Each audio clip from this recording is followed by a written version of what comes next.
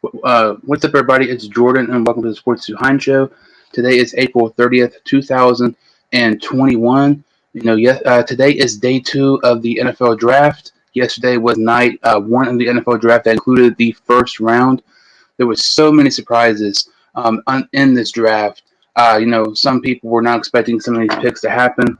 I'm going to kind of recap the first round, talk about each pick a little bit. Some of my favorite picks, some of my least favorite picks, which teams I thought won the draft and everything. So let's go ahead and get started here. First overall, the Jacksonville Jaguars take Jacksonville. The Jacksonville Jaguars select Clemson quarterback Trevor Lawrence. Everybody knew this was going to happen. I thought it was a really nice pick. I think Lawrence is going to do really, really well in Jacksonville. So everybody expected that to happen. And also, Zach Wilson, BYU quarterback, goes to the New York Jets at number 2. I really like this pick a lot. I honestly think when it's all said and done, Zach Wilson might be the best quarterback of this draft class. I like him a lot. I think he has potential to be very similar to Aaron Rodgers or Patrick Mahomes like. It's very similar to both of those players. So it's a great pickup by New York, taking Zach Wilson number 2. If you're just tuning in, I'm live on YouTube like every single video I do. I'm recapping night one of the NFL draft. And, the third pick overall belongs to the San Francisco 49ers. And, they selected North Dakota State quarterback Trey Lance. This was kind of a little bit of a surprise pick. I personally thought it should have happened, but I thought Matt Jones was going to go here. But I really like this pick for San Francisco. Trey Lance, out of the top 5 quarterbacks, he's the least most pro-ready out of those 5. I think if he sits behind Garoppolo a little bit, learns from him, learns Shanahan's offense, I think maybe next year Lance will be the full-time starter, and I think he has potential to be really good. And in San Francisco, I really, really like this pick here. I know some people think Matt Jones should have been the pick. I thought Matt Jones was going to be the pick, but I definitely think it should have been Lance. That's exactly what San Francisco does here at number 3. Number 4, the Atlanta Falcons. They take Kyle Pitts. Many people expected them to take Kyle Pitts. I was actually kind of surprised the Falcons did not end up trading this pick, especially to a quarterback-needy team, because the first 3 picks are quarterbacks, and the only quarterbacks who worthy of a first-round pick remain are Matt Jones and Justin Fields. But they decided to, not do the trade route. They take best player available in Kyle Pitts. I think that's pretty decent pickup. Kyle Pitts is 100% available, best player available here in my opinion, but I kind of think they maybe should have took a quarterback at number 4 or traded back and got a quarterback, because Matt Ryan's getting up there in age, and it's not, you don't have the opportunity to be the top 5 in a selection with a great quarterback class. But I don't dislike the pick here by Atlanta. I think it's good, but I don't think it's great. As we continue here at number 5, the Cincinnati Bengals, they take Ja'Marr Chase, LSU receiver. To me, I really don't know how to feel about this one. I don't hate it. I don't love it. I'm kind of in between. You look at some of the players who, are not first-round picks, who dropped into the first round. Terrace Marshall Jr., Elijah Moore, some of those receivers come to mind. They slip into the first round. Who's to say, if you got Penei Sewell in the first round, and if you were still able to get one of those receivers, but at the same time, drafting 5th, you had no idea that Terrace Marshall Jr. would drop to the second round. Pairing Chase with former teammate in Joe Burrow. Having T. Higgins and Tyler Boyd as a wide receiver trio with along with Ja'Marr Chase, that's definitely one of the best wide receiver trios in the NFL, despite Chase not playing a single game yet. Really expect the Bengals to take offensive tackle in round 2. I know that sounds obvious, but there's a pretty decent amount of offensive tackles here still available in round 2, so do not be shocked at all if Cincinnati selects one of those. As we continue here at number 6 overall, the Miami Dolphins selected wide receiver Jalen Waddle. This pick to me was actually kind of surprising. I really thought it was going to be Penei Sewell. The Dolphins' offense line last season was actually worse than the Cincinnati Bengals. So I really thought the Dolphins where they were going to select Penei Sewell here, especially because the Bengals did not pick Penei Sewell. He's best player available, and you can make a case Jalen Waddle was not the best wide receiver available here. So if he's not the best wide receiver available, he's definitely not the best player available. I really thought this was a reach for Miami. I know they had Devontae Parker, and they had Mike Gesicki at tight end, but his contract ends 1 year from now. But Jalen Waddle, to me, I thought this was a major reach. The highest I've seen him in a mock draft was 8, and I think that's about the earliest he should have went. I don't really like this pick here by the Dolphins at number 6. As we continue here at number 7, the Detroit Lions, they draft Penei Sewell, the offensive tackle from Oregon. Penei Sewell is the best player available, but I do not understand this at all. The Detroit Lions, you look at them right now, they arguably have, I don't even think it's arguably, they have the worst roster in the NFL. They are clearly in a rebuild situation. I mean, they trade Matthew Stafford to the Rams. They get Goff and a couple first-round picks in return.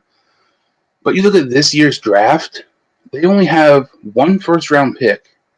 And they only have one pick in the first, second, third, and fourth round. You think for a rebuilding team, you would have at least one of those rounds have multiple selections.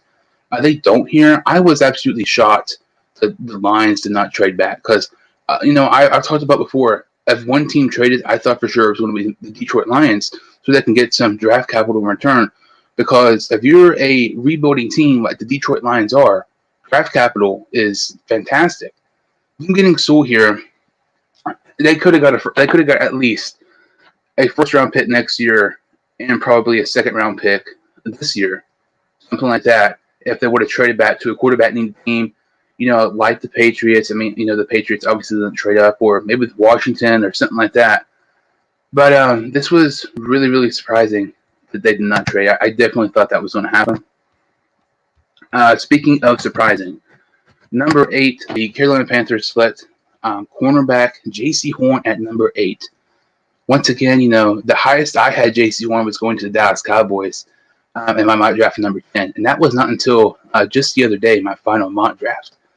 With Caleb Farley, his injury, that kind of helped Jaycee Horn's draft stock go up a little bit because he jumped Caleb Farley.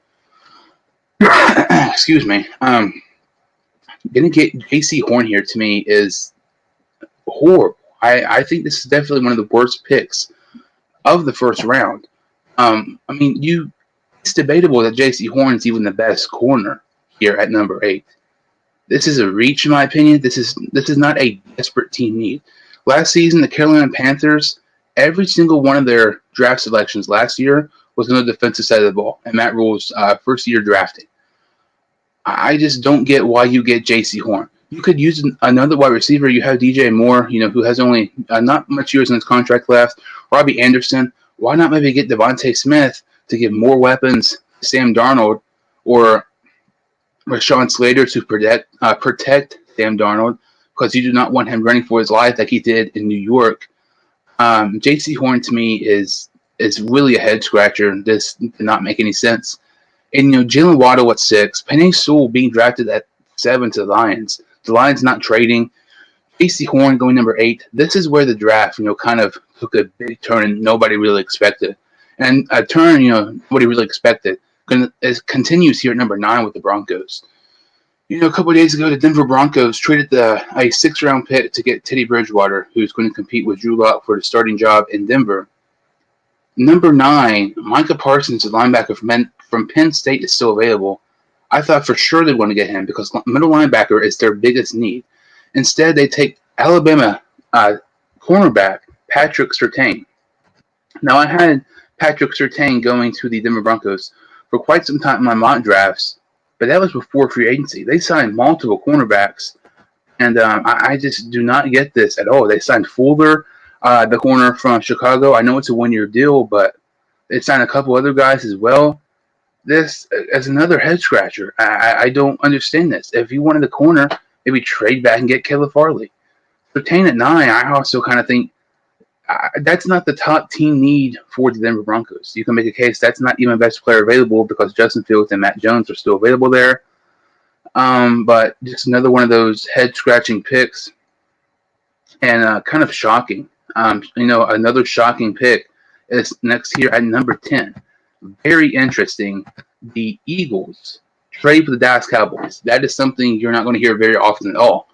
A NFC East rivals trade In the top 15, the Eagles give Dallas a third-round pick. They swap first-round picks. Philadelphia gets the 10th, while Dallas gets the 12th.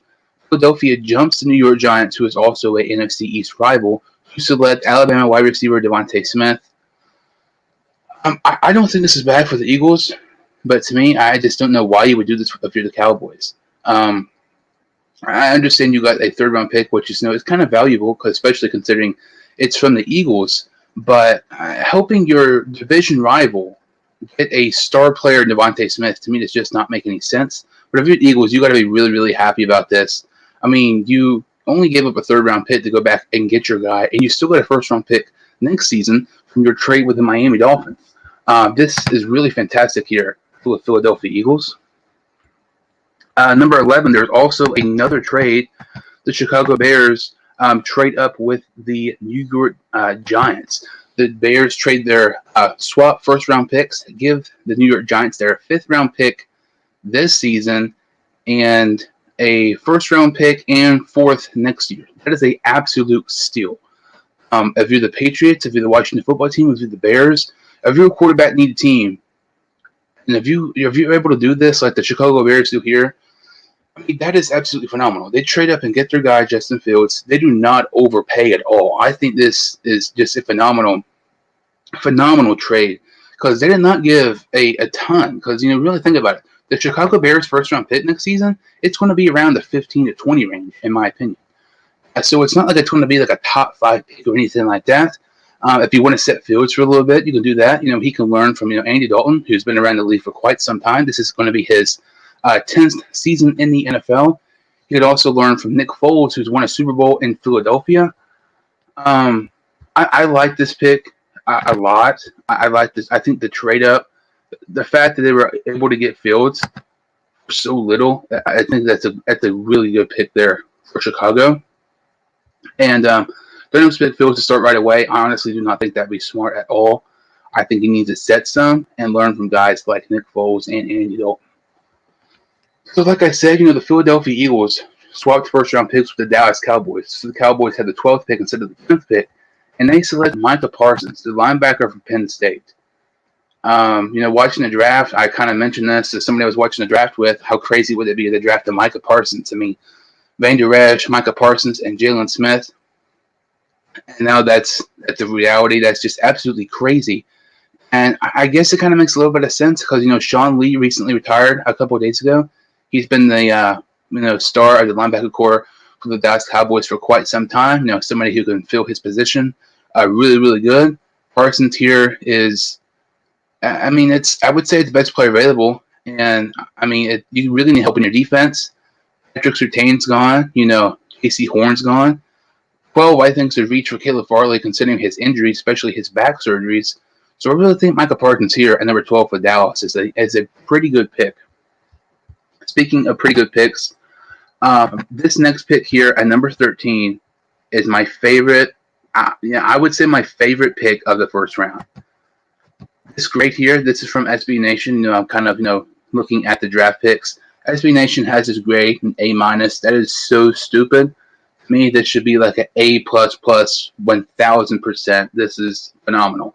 The Los Angeles Chargers selects Rashawn Slater, offensive tackle from Northwestern. You know how I mentioned the Miami Dolphins have a worse offensive line than the Cincinnati Bengals? The Los Angeles Chargers actually had a worse offensive line than the Bengals, too. They signed Corey Linsley, the center from the Green Bay Packers, in free agency, in my opinion, which is the best free agent signing in the NFL, and it's not even close. And last season, the Chargers did not have a single player grade a 66 or higher PFF grading, according to Pro Football Focus. There's actually some teams and some scouts who prefer Rashawn Slater over Penei Sewell. Rashawn Slater here is a steal. He should not be here. He should not be here at all. Getting him here at 13 is fantastic for the Chargers. This is your absolutely best case scenario because you get Linsley in free agency. You get Slater at 13. You really all of a sudden have a pretty decent offensive line to protect Justin Herbert. I've seen some people even say, maybe he moves to guard. And I've heard, already people talking about he can be compared to Zach Martin of the Dallas Cowboys. And if he's anywhere close to Zach Martin, he's going to be a star in the NFL. As we continue here at 14, there is another trade. The New York Jets trade up with the Minnesota Vikings, and they select Elijah Vera Tucker, the guard from USC.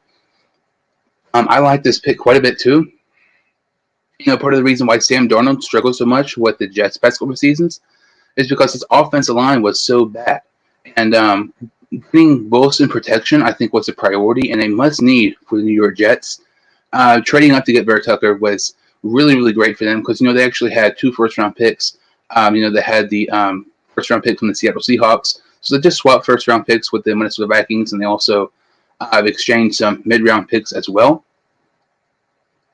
Elijah Vera Tucker here at 14. It's pretty good. I actually had Vera Tucker. I kind of, was back and forth between Vera Tucker and Cody Pay at 14. Vera Tucker actually goes 14, but it's to the New York Jets. How I mentioned Rashawn Slater was arguably the best pick in the draft for a steal. You could also make a case for 15 with the Patriots. This is a match made to heaven for the New England Patriots. Getting Matt Jones, this is phenomenal. Matt Jones can play average this season. Not good, not great, just average. The Patriots are a playoff team. Matt Jones, he was the one player in my top 5 quarterback rankings I did not have a comparison for. I just really didn't know. His style, his similarities were kind of like Tom Brady. Not nearly as good, but in the fact that he's very, he's not really mobile at all. He doesn't have a great arm. He does everything really well, and he's a smart player. Bill Belichick and McDaniels have to be so excited.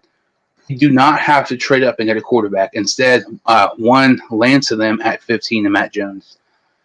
I would say Rashawn Slater at 13 to the Chargers and Matt Jones to 15 to the Patriots are probably some of the best picks of this draft. As we continue here at 16, talking about some good selections. 16, I didn't really think it's a good selection. The Cardinals take Tulsa linebacker David Collins. Peter Schrager talked about this quite a bit on Good Morning Football the past couple of days, how that's going to happen. I was really surprised. I think it's kind of a bit of a reach, but if you want your guy, go ahead and get it. But I was really surprised in them getting Collins here in the 16th pick. Speaking of reaches, the 17th pick overall, the Raiders select Alex Leatherwood. You would think Gruden and Mike Mayock would be, great at drafting players. That is obviously not the case at all, because they reach again in the first round and they get Leatherwood. That is a horrible pick. I do not get. Yeah, exactly. SB Nation has this grade a D+, and that deserves a D+.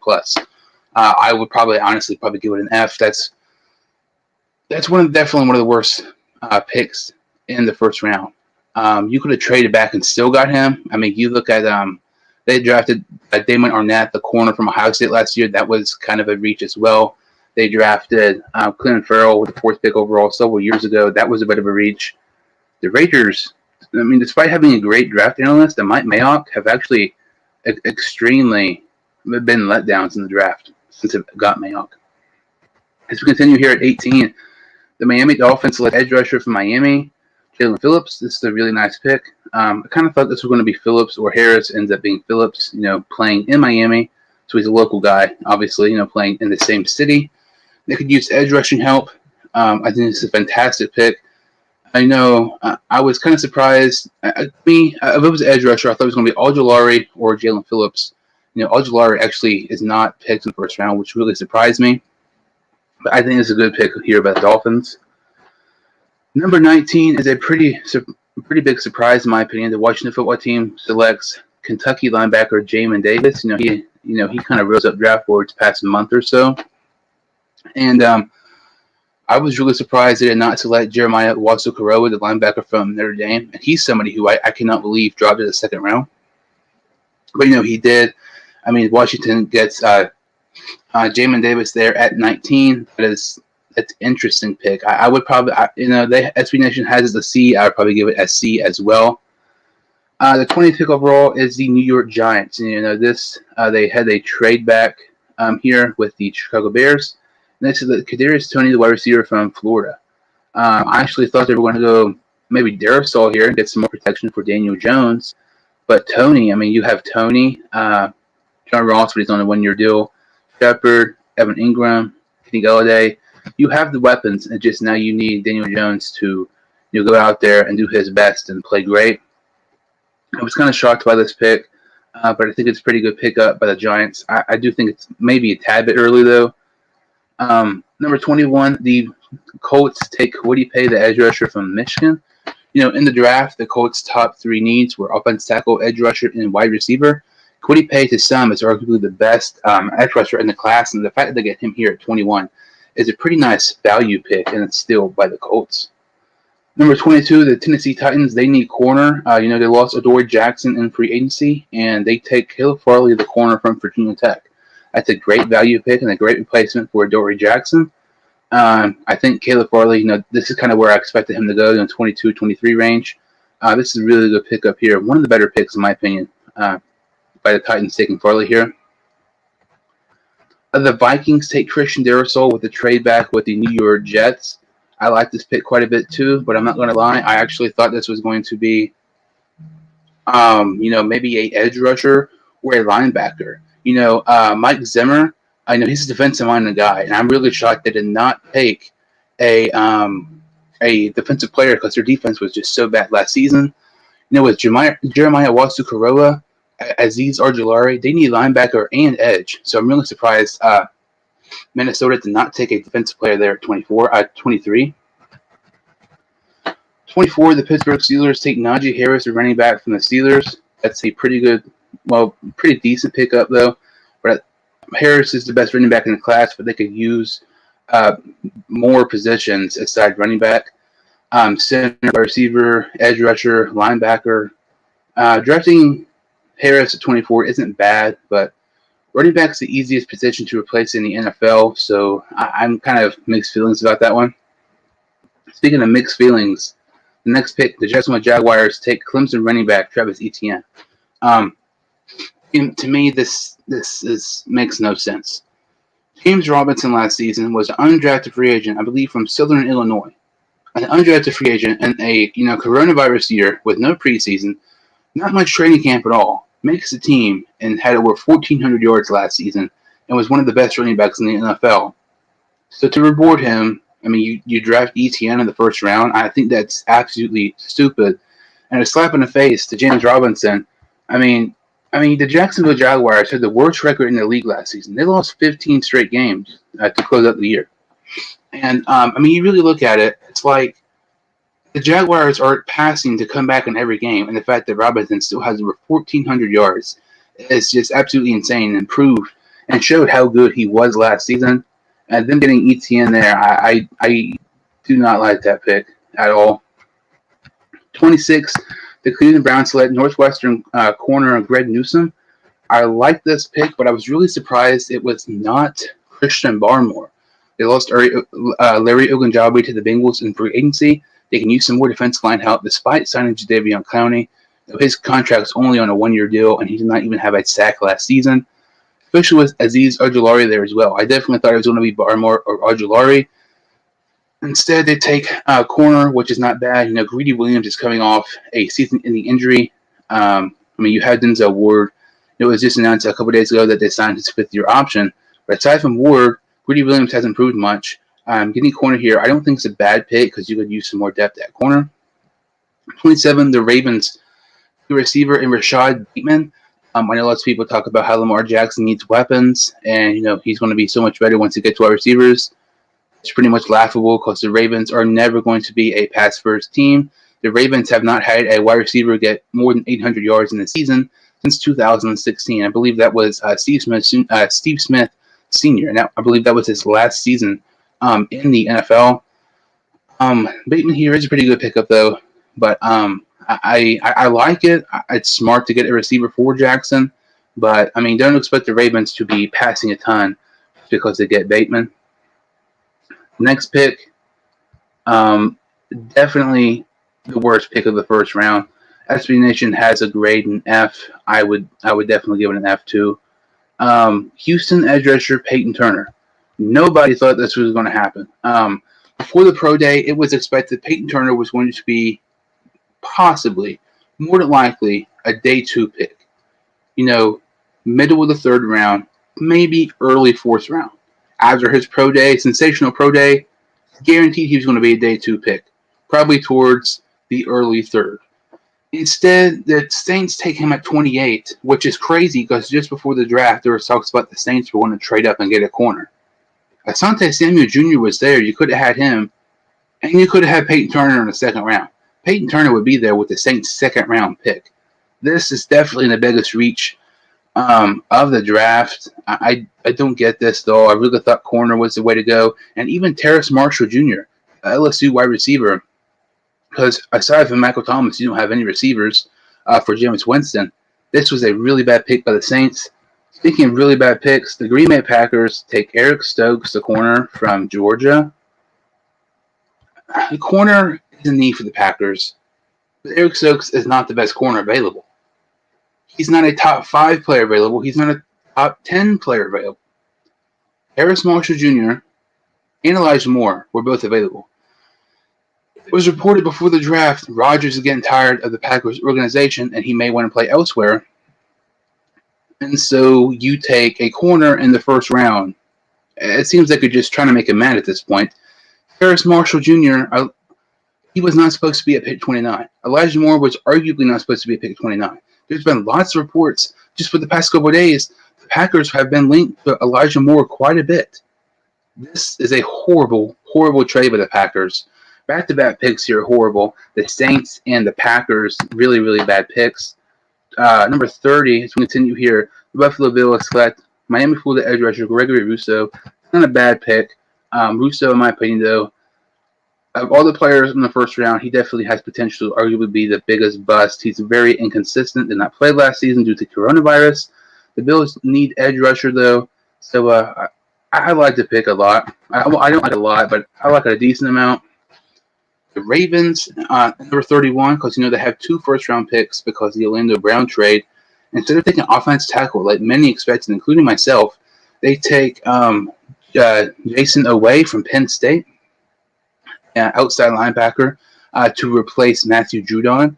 To me, this was very surprising. I definitely thought of offense tackle like Tevin Jenkins. I definitely thought Tevin Jenkins was going to be the pick here. But Baltimore surprised some people and getting Jason Oweh at number 31. To close out the first round, the Tampa Bay Buccaneers select Joe Tryon, the outside linebacker from Washington University. This was not a bad pick, but I really thought it was going to be Christian Barmore. I know they just signed, they agreed to Vita Vea's 5th-year option, but you look at the Tampa Bay Buccaneers defensive tackles and edge rushers. They have some guys who are kind of getting up there in age and have short contracts. So I really thought Christian Barmore was going to be the pick here. Tampa Bay Buccaneers at number 32. So, there were so many surprises in the draft. I think everybody can say that. There were some trades that we did not expect. There were some picks. Peyton Turner to the Saints and Eric Stokes to the Packers, despite Turner to Marshall Jr. still being there. Looks otherwise at 17.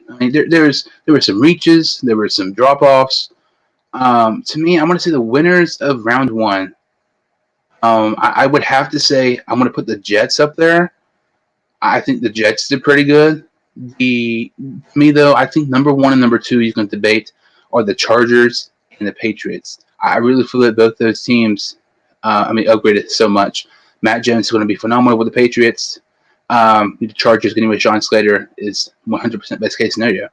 And I mentioned, some players who dropped to the second round. Javon Moorhead, the safety from TCU, he's the best safety in the draft, despite him being the best player at his own position. Despite Javon Moorhead being the best player at his position, he's actually extremely underrated. I think it would be smart if, he should have been picked. I really thought the Saints should have picked him in round 1, honestly. Peyton Turner there just makes no sense because the Saints needed a safety.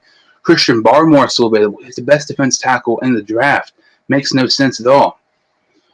I think he'll go to the Jacksonville Jaguars. I had Barmore going to the Jaguars at 25 quite a bit. It made a lot of sense.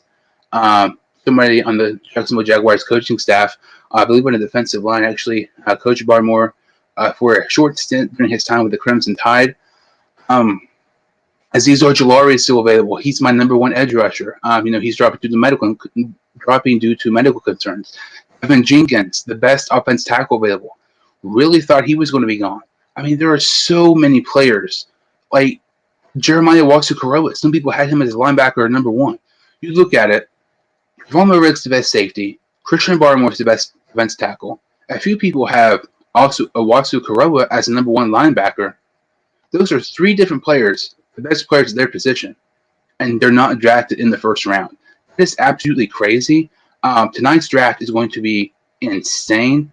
I expect Barmore to go to the Jacksonville Jaguars. Landon Dickerson, the center from Alabama. The Miami Dolphins did not take a offensive lineman round one. Really expect Dickerson to go to the Dolphins to pair him back up with former teammate at the Clemson Tide, Tua Tagovailoa. Expect the Bengals to take offense tackle in round two. Tevin Jenkins is there at the Bengals second round pick. You can pretty much best believe that's going to be the pick. I mean, there's just so many players available. Terrace Marshall Jr. is not supposed to be in the second round. That was crazy. Expect him to go to the Carolina Panthers. To pair him with Joe Brady, who was the offense coordinator at LSU, and Terrace Marshall's big year. Elijah Moore is still available. There are so many players still available. It is absolutely crazy. It's crazy that one night of the draft, the first round is already over with. Does not seem like it at all.